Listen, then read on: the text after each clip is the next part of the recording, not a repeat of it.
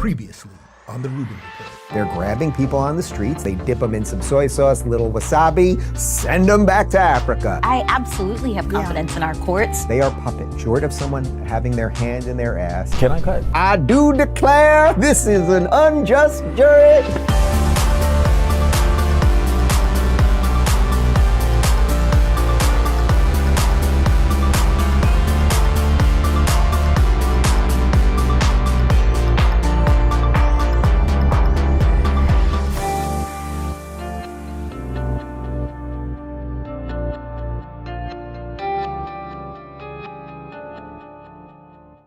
All right, guys, I'm Dave Rubin. This is the Rubin Report. It is Friday the 13th. That's right. It's Friday, February 13th, 2026. And we're not going to scare you. You know, we thought, all right, there's a lot of different ways we could scare the people. We could just show, just out of nowhere, a picture of Jemiah Prayapal could just pop up on the screen and freak you out. But we're not going to do it. We're not going to do it because you know what? We are running 3 minutes late today. I apologize. It's on me. I changed about 5 things in the rundown today just in the last 5 or 6 minutes on the fly. There's a whole bunch of stuff happening. So let's just dive in. It's just a jam-packed show. And actually, I was supposed to be joined this morning by co-host Erin Milan, who, if you haven't seen her, she's out of Australia. She's just fantastic. I had her in studio here a couple weeks ago. She's back in the States, but she's really, really under the weather right now. So we shifted a few things. We're going to talk a bit about Australia and connected to the immigration situation. Obviously, we're talking about the SAVE Act and a little bit from this Epstein hearing yesterday and a whole bunch more. But let's start with Scott and the retards, because Jennings, as usual, trying to make sense with the people, a bunch of people who are less than bright over on CNN. And here he is just trying to explain that the SAVE Act, all it is that you will have to prove who you are to vote in a federal election in the United States, like every other civilized nation in the world. But somehow the other CNN people think that that's right.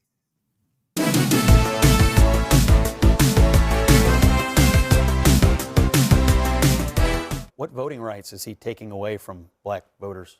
Oh, if we look at the SAVE Act? The SAVE Act, that's exactly what we're talking about. How? That is How actually is- going to continue to How? disenfranchise How? overwhelmingly a lot of people of color. How? There are so many civil rights organizations that have run the data. If we look at the way that it is going to disenfranchise black voters, it's the same reason why Chuck Schumer called How? it Jim Crow 2.0. So, this is the same president. how? If we want to You continue... haven't said how yet. I am talking about it. It's How? the way that you're putting new poll taxes on this when you're making Poll people taxes? have...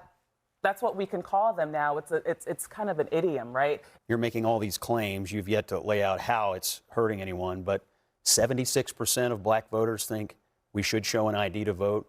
80% of Hispanic voters, 83% of the American people. Are you saying that black voters The are SAVE too Act dumb to isn't know just, what's good for them? I mean, the it SAVE Act sounds isn't pretty, just about it sounds pretty that's condescending not to what I me. said. The That's not SAVE what I Act said. is You get not three-quarters just of about- black. Oh, lordy. Here we go. First off, I do want to note that the other day I offered up this Hewlett-Packard printer. This thing's basically untouched. We bought an extra printer for the studio, and because Kamala Harris said that black people don't know where Kinkos are, people in rural areas don't know how to get these things. Nobody has claimed this thing. I am trying to give this to some black rural person who cannot get to a Kinko's, which I am now told has folded into Office Max or something like that, or it's part of Staples or something. Kinko's doesn't even exist. You blink one day, all the stores of your childhood are gone. So they're gonna tell me that Service Merchandise is gone next, or Caldor. Man, if any of you were getting these references today, points for you. I got a lot of 20-year-olds who don't know what the hell I'm talking about half the time. Anyway, I want to give this printer to a black person, so please email me. So Scott perfectly, once again, just illustrates these people have no idea what they're talking about. They do use a lot of words to say nothing. So she talks about disenfranchisement, has no evidence of it. She talks about Jim Crow 2.0 that Chuck Schumer said. Well, we read what the Jim Crow laws were a couple days ago. And as you know, this has nothing to do with Jim Crow. There will be no Jim Crow. There will be no two-tiered system of justice or anything else. Everyone would have to show the same information. It would be completely colorblind. She then calls it a poll tax. And it's an idiom. Well, she's an idiot, but okay, idiom. And then the best part of it, Scott then points out 76% of black voters support this, which they showed that poll on CNN itself. And then that dim ding-dong Like, she is just that Abby Phillips. She is just the worst. Anyway, let's continue. Here is Michigan Representative Hillary Schlotton claiming that the act, the SAVE Act, which again will just ask you to prove who you are when you vote in elections, it's going to stop married women from voting. In Michigan's 3rd district alone, 160,000 women could find themselves unable to register simply because when they got married, they didn't change both their ID and their birth certificate. Okay. First off, I'm going to read something funny. This is by a guy named Matt Van Swal. He was a former lib who has a sort of similar political trajectory as I am. He's a good follow on X. He wrote, if there's anyone who's going to be disenfranchised by the SAVE Act, it's married men. I promise you, if you ask any married man today where his birth certificate is, he will say exactly this statement. I have no idea. Ask my wife. All right, so that's funny.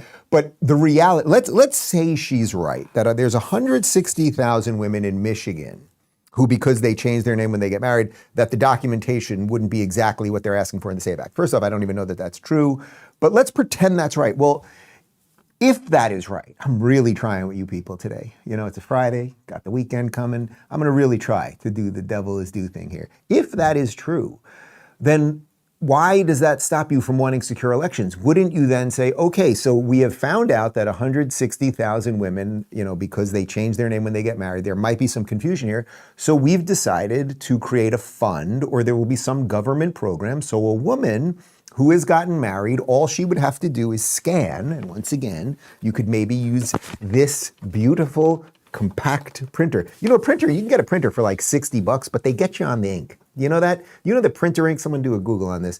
Printer ink per ounce is like 50 times more expensive than oil per ounce. Did you know that? Fact. That's why they give you the printer real cheap and then they get you with the oil. They get you with the ink, those bastards. Somebody get me the numbers on that. But that would be the point. If what you said is true, and it likely is not, that they're trying to stop married women from voting. Like, everyone knows this has nothing to do with that. But even if we were pretending that is true, then all you have to do is just figure out a very simple way. You create a website and you say, you could call it Women Who Got Married and Are a Little Confused About This New Bill.net. And then what you would do is they could just upload a document that would show their original ID and upload a document that showed they got married and da-da-ding, da-da-do. Printer ink, what are you telling me here? Printer ink is what? $13 to $850. Printer ink is $13. What are you telling me here? Printer ink is $13 for $850 per ounce? What does that mean? Ranges from $13 to $8. Oh, printer ink could be anywhere from $13 to $850 per ounce. Oil is a couple cents per ounce. You see what I'm saying? It's big ink that's been screwing us. Everybody's... All right, so the other thing here is that Republicans, what do I always tell you? Democrats suck and blow, and Republicans just suck. And this is their chance. This is their chance to save the country right now, because we are going to face... No, not going to face. We are now facing a party in America that wholly has been corrupted, that is here to destroy every norm and flood this country with new voters. That is a fact. That is not conspiratorial or anything else. So the Save America Act, all it is asking, once again, is that in federal elections, you will have proper documentation to prove who you are, which again, we all know you should have. You should not be able to just walk into a polling place and say, I'm Todd Gack, and I live over here, and let me go. Todd Gack, it's a Seinfeld reference, and I can't even remember who he is exactly. But anyway, I'm doing a lot today. I'm doing a lot. I can feel it. Right now, we only have 49 Republicans who have signed on board this thing. So the Republicans have 53 senators, as you know, but there are 4 who have not voted for it. You need a simple majority. That's how this thing could go down. The 4 who are the holdouts right now are Lisa Murkowski of Alaska, Mitch McConnell of Kentucky, Susan Collins of Maine, who I think has basically said she's just definitely not in, and Tom Tillis of North Carolina. Elon tweeted this. Only 2 more senators and America gets a new lease on life. So we've got to get this thing to 51. Now we're going to show you, I mentioned we added a couple things right before the show started. So we're going to play this video. I might cut it in the middle as we're watching. But Mitch McConnell, who, he's the swampiest creature in Swamptown. He's such a swamp creature that he literally started looking like a turtle over the years. Here he is in 1987. I'm not a mathematician, but that's about 40 years ago. where he was concerned with voter fraud. Mr. President, it's Election Day in Kentucky. And I suspect on this election day, as on many election days over the last 100 years or so, in some areas of my state, people are attempting to buy votes, sell votes, intimidate voters, and in general distort the election process. Earlier in my life, I taught on a part-time basis a course called American Political Parties and Elections. And we talked about, with the students, the election fraud problems in some areas of this country. It is clearly not a problem everywhere. But in certain areas of our country, particularly rural one-party areas in the South, and in certain big cities in the Midwest and in the North, again, places where one party tends to dominate, this is an ongoing problem. Okay, so that's about a 3-minute video. We're going to cut it there, but you know what? In the description, we'll link to the full video so you can see the extended portion of that. I just don't want to spend 3 minutes on that. But there's a man who in 1987, as a Republican, was sane, and he was laying out, by the way, he's laying out things that ironically the Democrats are sort of saying now, that maybe there's issues in rural areas or one party has too much control over here. So what you would want to do, if to the extent that any of those things were true then and are true now, is make sure that everyone has an ID. Just like people have an ID when they get on a plane and when they do literally buy a 6-pack of beer or anything else. But the issue is that, now I don't know really, I don't know what truly is going on in the mind and the heart of Mitch McConnell, but he is simply, on top of everything else, after 4 years of watching Joe Biden, he is simply too old and incompetent to be a senator, and yet he is. I mean, there's a million videos of these. I'm not even showing this for sarcasm or glibness or humor or anything else, but. Go here. Excuse me, Senator? My name is Stella. I want to ask, do you support ICE taking working people off the streets and kidnapping them?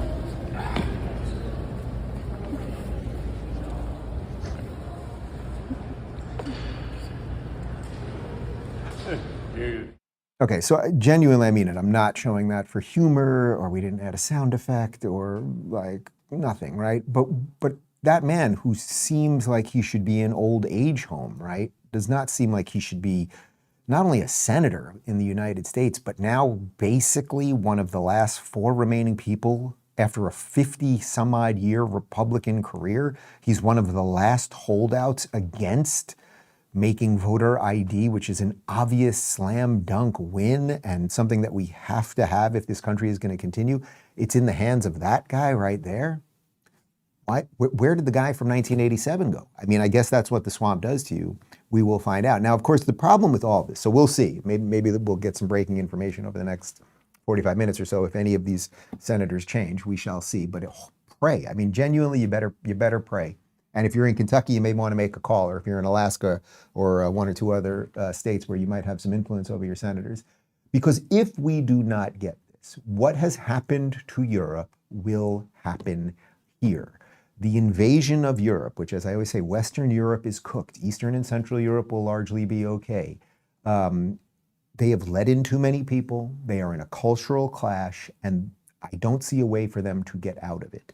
But it's not just Europe, actually. Australia has become a strange barometer of all of this, too. And when we were there about 3 months ago, it was very obvious that they had a massive immigration problem. They have a massive Islamist problem. And just a few weeks after we were in Australia, just steps away from actually where we were in Sydney, was this horrific jihadist shooting at a Hanukkah party where I think they killed about 12 people. So the Israeli President Isaac Herzog visited Australia over the last 2 or 3 days. First off, this headline from the New York Times, how the Israeli president's visit to Australia created a tinderbox. Isaac Herzog's trip led to widespread rallies and tested the restrictions on protests that Australia installed after a deadly attack on a Jewish celebration. I mean, first off, that the president's visit created the tinderbox, that's not the tinderbox. A president from any country visiting another country isn't the tinderbox. The tinderbox is that you have let in hundreds of thousands, if not millions of people into your country, in this case I'm talking about Australia, who are not Australian and wish to destroy Australia and are making it very clear. And the day after October 7th, before Israel had even sent one troop into Gaza, when they were still trying to figure out how many of their own were dead, and it was about 1,400, there were people outside the Sydney Opera House screaming, gas the Jews, not kill the Israelis, gas the Jews. 16 people died in that Bondi Beach shooting, by the way. There were 40 injuries.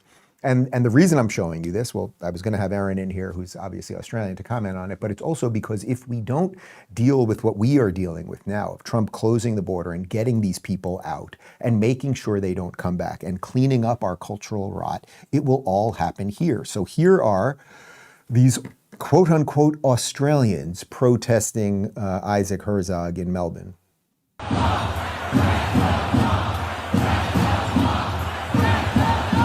We were just praying Maghrib, and these bastards behind us picked us up and said, it's time to go. What happened to freedom of religion? What happened to freedom of speech? Okay, listen to me, you little jihadist. There are about 50 Muslim countries, I think, and in those Muslim countries, it's not good, no matter what Tucker Carlson tells you when he's in Saudi Arabia where there are no churches, it's not good for Christians. There are no Jews left in any of those lands. It's not good for Baha'i, it's not good for atheists, it's not good for liberal Muslims or anything else. These people, who's occupied? Who's occupied?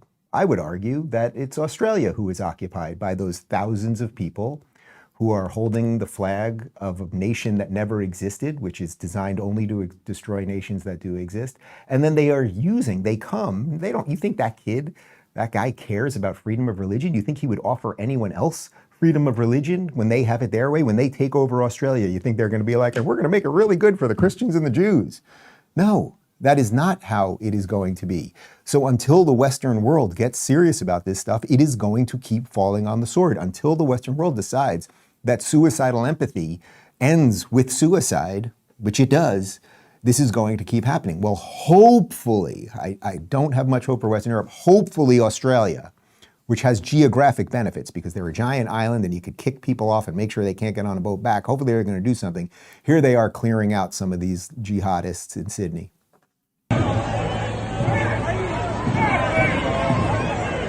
Guys, what are you doing? What are you doing? What are you doing?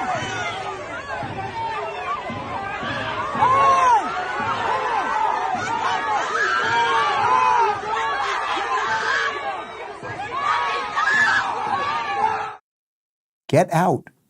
Leave Australia. Why do you feel the need to do that in the middle of a street in Australia? We saw it all over this. That happened to be Sydney. We didn't see much of it in Sydney. We saw a ton of it in Melbourne. But we saw these booths where they want to convert people. We saw these guys all over the place. In Melbourne, we were told, our show was on a Saturday. That weekend, for whatever reason, they had moved. They have a weekly giant Hamas protest there that closes down the entire city, and people basically just don't leave their houses. That's what everyone was telling us there. Is that Australian? Where's Mick Dundee? Right? Like, where's Bluey? What did they do to Bluey? Don't ask what the hell happened to Bingo. Probably in some kind of... keep it clean. This is not good. This is not good, and it's happening all over the place. And if you think, the reason I'm showing you this is if you think this is disconnected from what is happening in our country, where the Democrats flooded the border and now want to make sure that those illegals can vote, these things are deeply connected. I'm telling you, they're deeply connected. Meanwhile, what's going on in Spain is beyond imagination. If you think Australia is wacky and what we've seen in Europe is wacky, well, Spain is obviously part of Western Europe, they have decided, the new Prime Minister of Spain, he's a lefty, progressive whack job, and he has completely opened their borders. He let in 500,000 of these people, basically to say that he wants to stop the far. This was his argument. He wants to stop the far right in his country. So he let in 500,000 of these people from North Africa and the Middle East into Spain. We'll see how much they enjoy sangria and the little nap in the afternoon. But now there are more and more and more coming. And you tell me if these people seem like they're going to fold into the fabric of Spain and in just a little sangria before a siesta.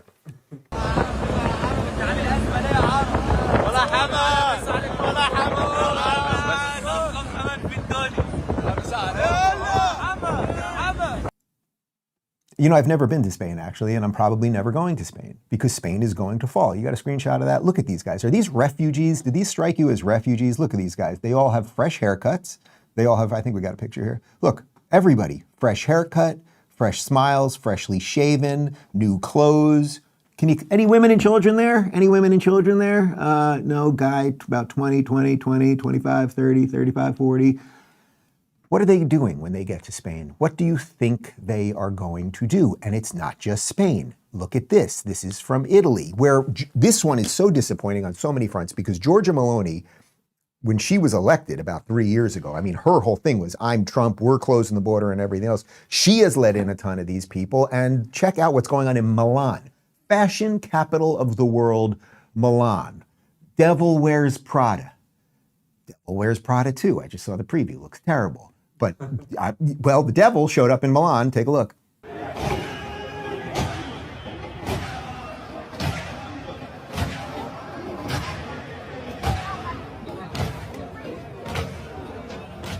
Now, unless those guys are learning how to flip pizza, okay, this is not going to end well for you, Italy. And might I point out that we can all be empathetic and we can all be sympathetic to refugees, but not, again, it's all military-aged fighting men with bad ideas who are coming. Where are the women and where are the children? We snagged a couple images. Look at this. These are 1920s.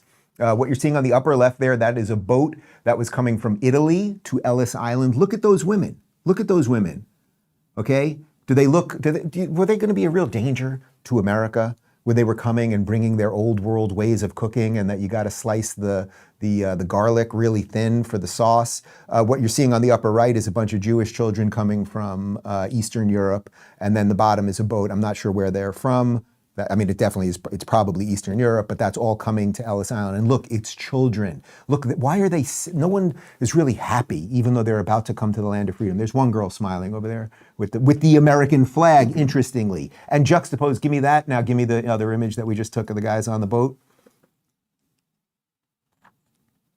And this has nothing to do with skin color, guys. This has nothing to do with race. This is not racist or anything else. Why are these people coming? Because the evidence over the last 20 years is when these people come to these countries, well, they do things like Pakistani rape gangs in Britain, where they've raped 250,000 British girls and nobody's doing anything about it. And if anything, Keir Starmer, the now prime minister, has been part of a cover-up as it relates to that. And they come in and they decide, like we just showed you in Sydney, they should just take over the streets whenever they want. And they can pray whenever they want and all of those things. It's crazy. And by the way, it will not stop with that. It will enter every little facet. There is this girl, her name is Nurdin Kiswani. She is a Palestinian activist, CUNY law student, and she's, embedded in all of these crazy protest people out there. She wrote this, which got a lot of people upset, because people can deal with their cities burning down and all the rest, but you come after the dogs, you got a problem. She wrote this yesterday: finally, New York City is coming to Islam. Dogs definitely have a place in society, just not as indoor pets. Like we've all said along, they are unclean. I mean, like, fuck off, bitch, honestly. Like, you're gonna come for the dogs, you might have finally done something that will wake up the people of New York City, right? Like, if you live in New York City, get a dog. Get a dog, scare a jihadi. That should put that on a bumper sticker and sell it. Like, enough, guys, enough. How do I transition? Watch this. Transition.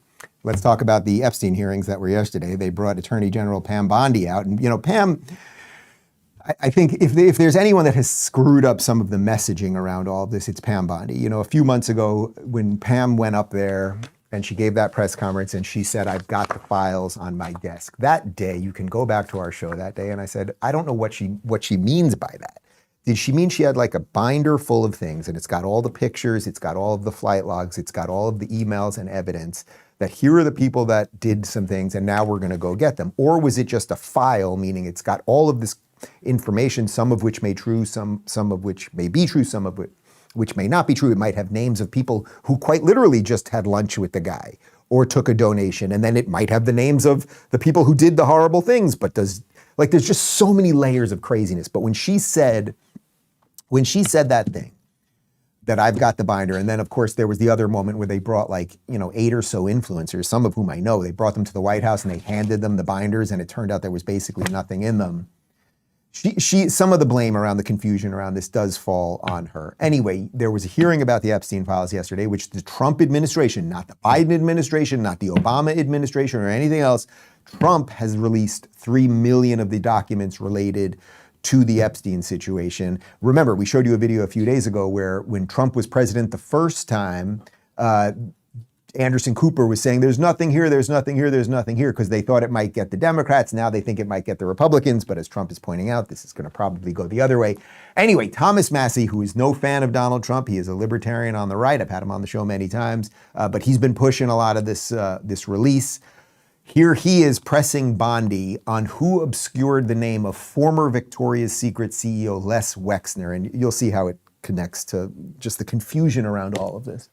Are you able to track who it was that obscured Les Wexner's name as a co-conspirator in an FBI document? Do you have that kind of accountability?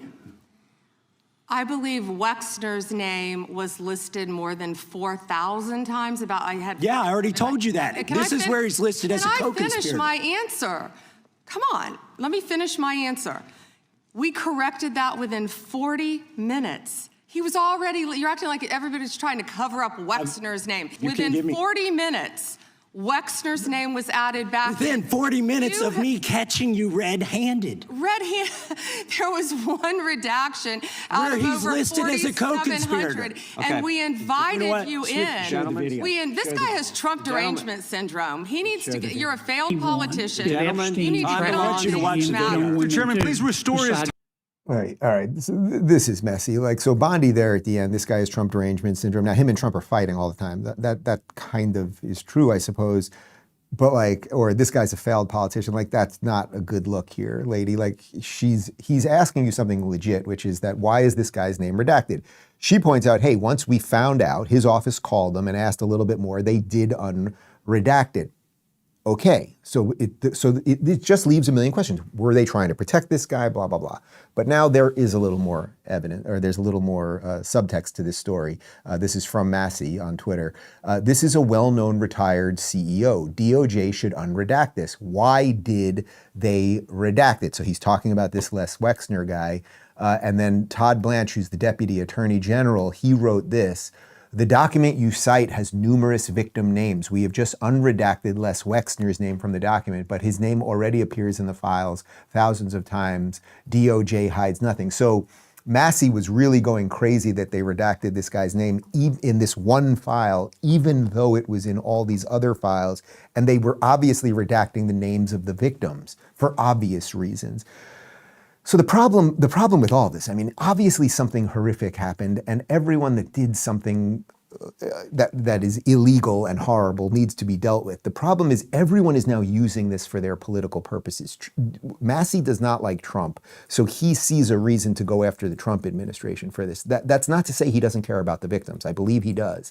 But he's using it for political purposes. How do we know that? Well, we checked right before the show. For the 4 years under Joe Biden, Thomas Massie not once brought anything up to the floor about Jeffrey Epstein. We knew about all of this from way back when, starting really in the Obama administration.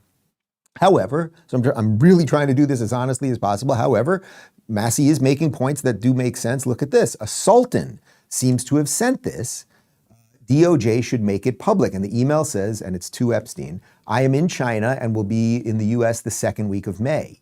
Epstein says, where are you? Are you okay? I loved the torture video. Thomas Massie then put up on X, in response to my posts on X today, DOJ unredacted an FBI file that labels 2 individuals as co-conspirators, unredacted a file that lists several men who might be implicated, tacitly admitted that Sultan Ahmed bin Salman was the sender of the torture video.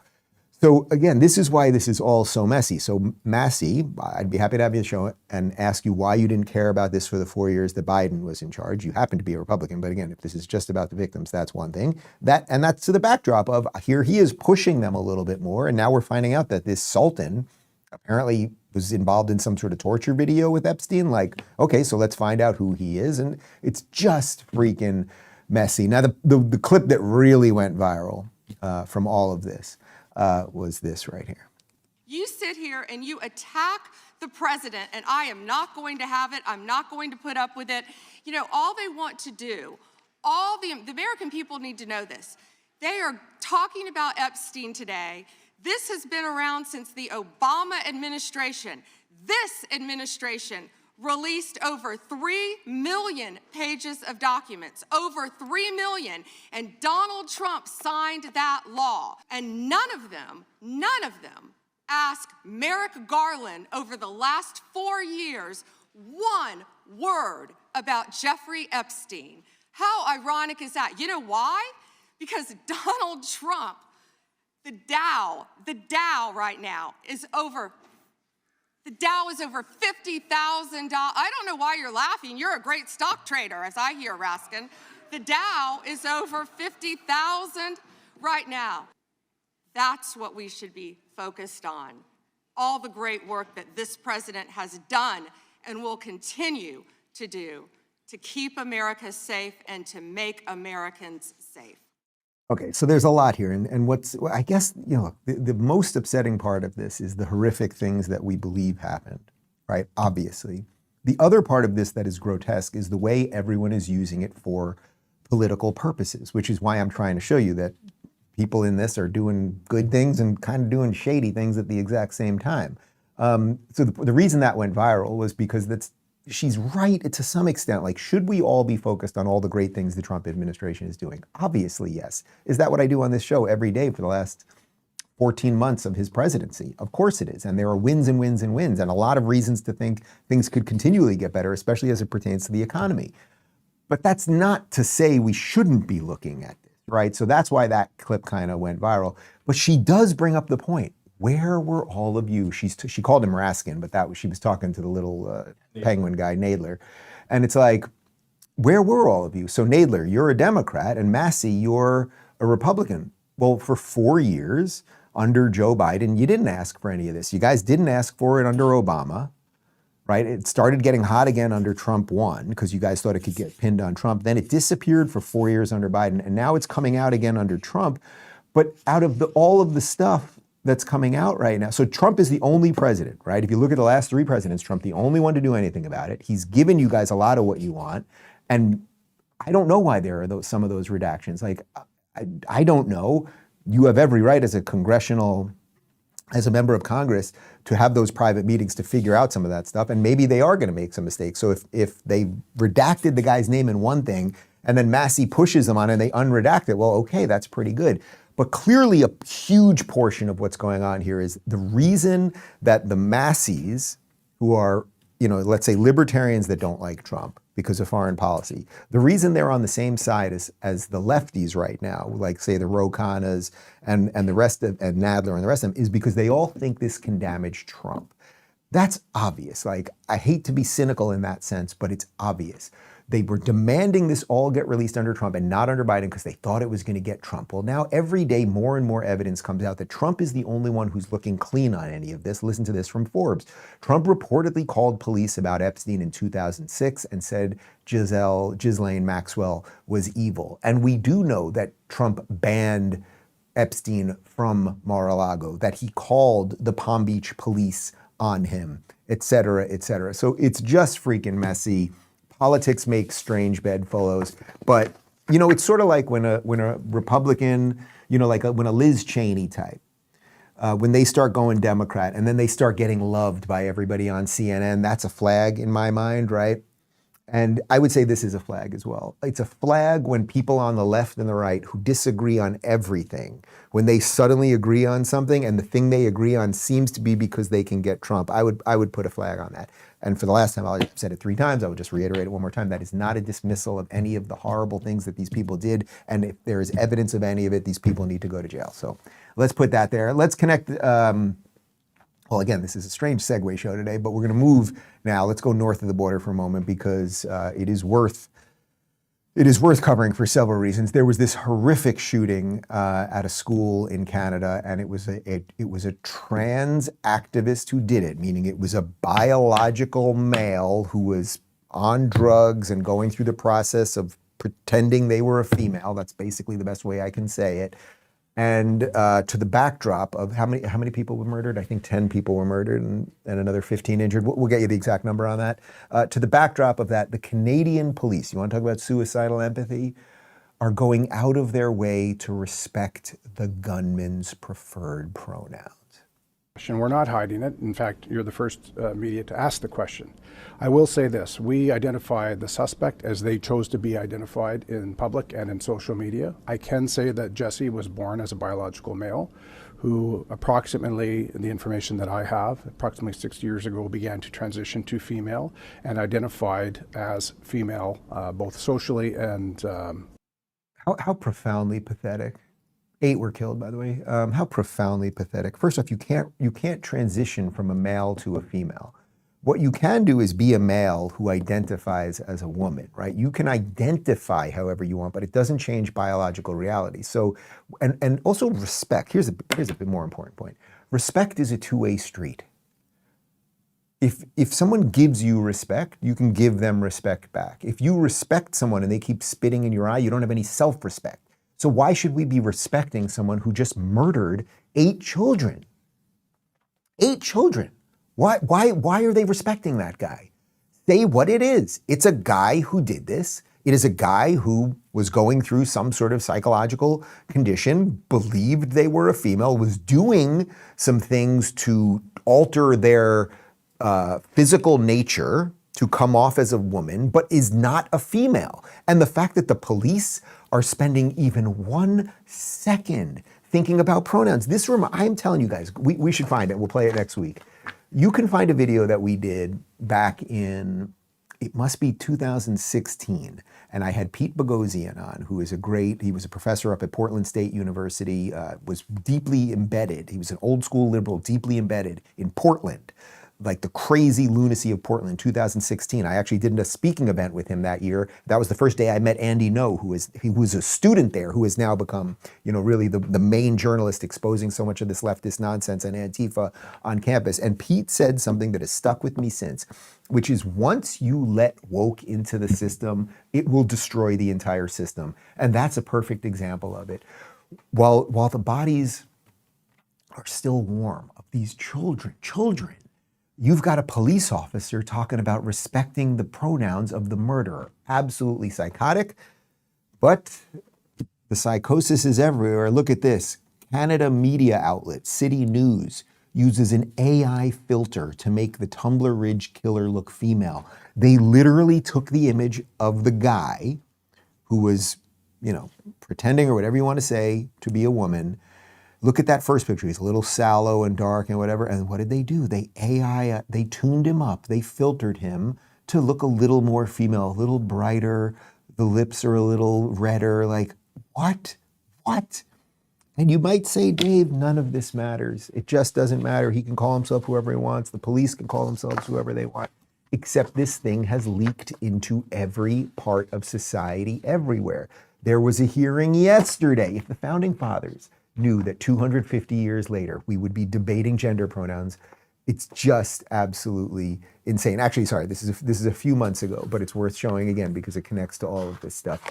Here is Representative Nancy Mace asking Tim Walz, what is a woman? Okay. What is a woman? What is a woman is the question. I'm not sure I understand the question here. Well, What do you want me to say? I want you to say that a woman like me is an adult human female, that men can't become women. You guys are the party of violence, and you're the party erasing women. You don't respect us. You're a bigot. You're a misogynist. You're a sexist. Mr. Chairman, Yeah, I mean, Nancy, yeah. And that guy is also in a massive fraud scandal involved in Minnesota, where he's now no longer running for governor. He's also been one of the head cheerleaders of the anti-ICE attacks. Also, his answer, not sure I understand the question. What is a woman? Connor, is your girlfriend a woman? She is. She is? Yeah. Absolutely sure? Okay. And if someone said to you, and he said, the second answer, what do you want me to say? What do you want me to say? I don't know. Boys have penises, girls have vaginas. Can we move on to hearing about the economy, perhaps? But to tie this all together, show is a little jumpy, to tie it all together, even the bananas, lunatic, brain-broken, psychotic, degenerate, wackadoodle, mentally ill Democrats think that their party has gone too far. Enjoy. What about all Americans, right? How about all voters? Voters who say the Democrats are now too liberal. Look at this percentage. It was 42% in 96, 48% in 2013, now 58% in 2025 of all voters say that the Democratic Party is too liberal. The Democrats are moving to the left, the far left is gaining power, and there could be some electoral repercussions because what we see right now is voters, the clear majority, say that they are too liberal. This is really interesting. So basically 60% of people think the Democrats have become, it's not liberal, they are not liberal, but I can't keep defending the word. They have become too extreme. And it is extreme not to know the difference between boys and girls. It is extreme to allow people who will destroy your culture into your country. It is extreme to attack law enforcement who are just doing the very job that they were sworn in to do. Those are all extremist positions. And it's also extreme to have, I don't know, a voting system that doesn't check who the voters are. These are all radically insane, extreme things. And Donald Trump and the Republicans and every sane American has now less than 10 months, basically 9 months to secure these elections, make sure the border's taken care of, get the deportations done and everything else. Because if the Republicans lose the midterms, they will eventually, it won't happen under Trump, but eventually the border will be opened. Eventually the voting system will be completely and utterly rigged and flooded. There will be rapists on the street. You will not know the difference between boys and girls. Cats and dogs will be fighting on the street, although apparently not in New York City because they're going to ban dogs. It's gonna be screwy. Guys, I'm very excited because next week's President's Week, and years ago, I think we actually did it for 2 or 3 years, but we did it around 2017, 18. For President's Week, we did a different show about a different president all 5 days of the week, and that's what we're doing for next week as well. We're covering a bunch of the presidents. We've got Glenn Beck doing it. We've got Andrew Klavan doing it. We've got Jeffrey Sachs. We've got Jeffrey Tucker. Michael Knowles. It's just a great, if you just want to escape, I thought for President's Week we could just escape a little bit of the mundanity of the day-to-day politics and just get back a little thoughtfulness on what our founders were up. Not all our founders. We do one on Reagan. You'll see. It's really, really interesting. We shot them all already. It's a nice break from the craziness. And we got a bunch of other things coming out. We got a post-game show, 30 seconds, rubinreport.locals.com. I thank you for watching. And, well, goodbye.